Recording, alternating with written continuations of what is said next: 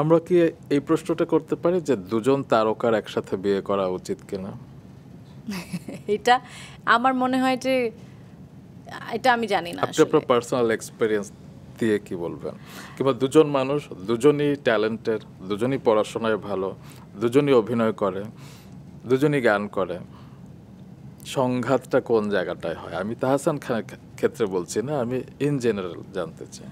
না, in general দুজন তারকা হোক কি না তারকা হোক, দুটো মানুষ, এবং দুটো মানুষ একসঙ্গে থাকার সিদ্ধান্তটা এটা একটা অনেক বড় একটা সিদ্ধান্ত, এবং দুটো মানুষ দুজনের আলাদা আপব্রিঙ্গিং, দুজনের বাবা মা, দুজনের সংস্কৃতি, দুজনের বেড়ে ওঠার জায়গাটা, অনুশাসন, সব কিছু আলাদা থাকে।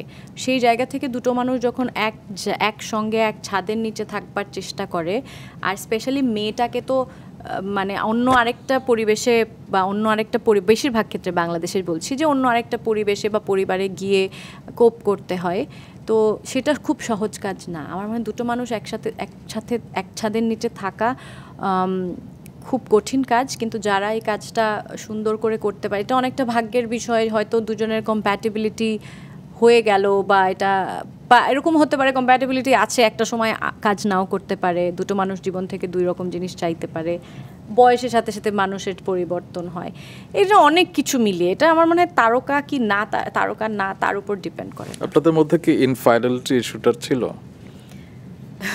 না, আমাদের আমাদের কথা আসলে এইটা মানে একবার খুলে বলেই ফেলুন না। হ্যাঁ, মানে এই যে আমাদের এটা না এত পুরনো কথা, আর এগুলো এত ব্যক্তিগত কথা,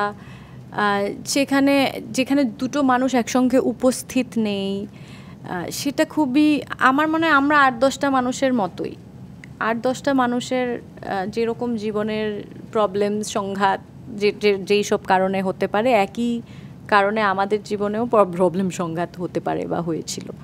খুব একটা আলাদা করে বলারও কিছু না, আসলে খুবই লেম।